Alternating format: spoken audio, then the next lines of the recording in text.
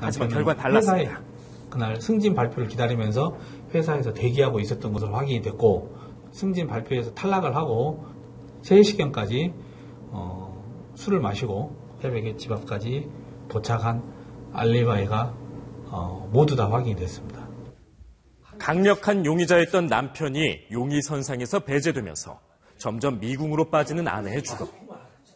경찰은 피해자가 자살했을 가능성에도 무게를 두고 재수사해 나가기 시작했는데요. 그 결과 남편은 피해자인 아내에게 여러 번에 걸쳐 용서를 구했고 1년에 걸쳐 만남을 이어오던 내연녀에겐 문자로 이별을 통보한 사실이 밝혀졌습니다. 하지만 이 상황을 받아들이지도 납득하지도 못한 내연녀. 결국 분노를 이기지 못하고 급기야 심부름센터 직원까지 동원해 자신의 불륜 행각에 대한 사진 촬영까지 부탁했던 것으로 알려졌는데요. 게다가 아내와의 약속에도 불구하고 두 사람의 관계는 좀처럼 쉽게 끝나지 않았습니다.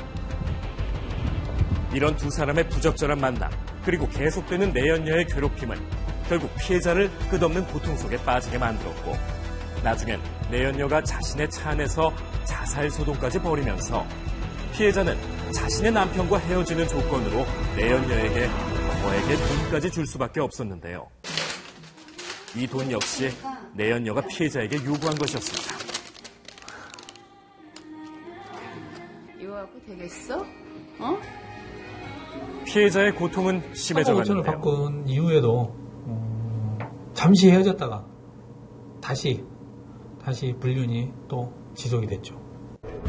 끝이 보이지 않는 내연녀의 만행으로 피해자가 스스로 극단적인 선택을 한 건 아닐까 의구심을 지울 수가 없는 상황. 남편을 붙잡고 살아보려고 돈까지 다 구해가지고 애인한테 갖다 주고, 그런 엄마가 과연 아이들이 상처받을 일을 벌일 수 있을까, 자살을 하면서까지. 그건 좀 희박해 보이죠, 그럴 가능성은. 수사는 다시 원점으로 돌아가고 자살에 대한 가능성이 사라지면서 사건은 다시 타살 쪽으로 무게가 실렸습니다. 사건 당일 피해자 집 주변 CCTV를 샅샅이 조사한 경찰. 그때 의문의 한 여인이 포착됐는데요. 발생 장소 CCTV에서 들어간 사람은 내연녀밖에 없고, 다름 아닌 남편의 내연녀였습니다. 사건 당일 피해자의 집을 찾아간 이유에 대해 추궁하기 시작한 경찰. 하지만 내연녀는 혐의에 대해 이 부인했는데요. 내연녀가 피해자를 죽였다는 직접적인 증거는 발견하지 못했습니다. 하지만 그렇다고 손 놓고 있을 수만은 없는 상황. 경찰은 과학수사기법 중 하나인 디지털 포렌식을 통해 내연녀가 숨기려고 했던 결정적인 단서를 찾는 데 성공하는데요. 그것은 다름 아닌 피해자에 대한 살인 계획이었습니다. 사전에 치밀한 준비로 완전 범죄를 꿈꿨던 내연녀. 하지만 그 허황된 꿈은 끈질긴 경찰의 노력과 발전된 과학수사 앞에 모두 드러날 수밖에 없게 됐는데요. 수많은 범죄에 디지털 기기는 분명히 연관이 되어 있고요.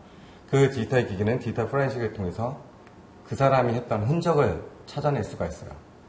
앞으로도 가장 강력한 증거가 될 것이며 흔적 없는 범죄는 있지 않을 겁니다. 아니에요. 난 절대 아니라고요. 난 사람 안 죽였다고요.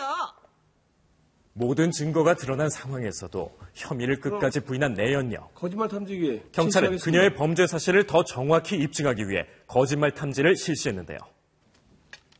사건 발생 이전에 청산가리를 구입한 사실이 있습니까? 아니요. 그럼 누군가로부터 청산가리를 구입한 사실이 있습니까? 아니요. 하지만 거짓말 탐지 결과 역시 거짓으로 판명나고 결국 청산가리 중독 살인 사건의 전말은 내연녀의 단독 소행으로 밝혀졌습니다. 남자에 대한 지나친 집착과 소유욕으로 살인이란 무서운 생각을 실행에 옮긴 내연녀. 그녀는 결국 청산가리가 든 소주를 먹이는 방법으로 무고한 피해자를 살해했는데요. 그녀는 대체 왜 돌이킬 수 없는 선택을 했던 걸까요? 이 남자를 독차지하기 위해서는 이 남자의 아내도 제거를 해도 그게 이제 자신이 상처받는 것보다는 훨씬 낫다. 어떻게 보면 여자의 집착이 얼마나 무서운지 하는 걸 보여주는 사건이라고 생각이 되죠. 사랑을 가장한 극도의 이기심.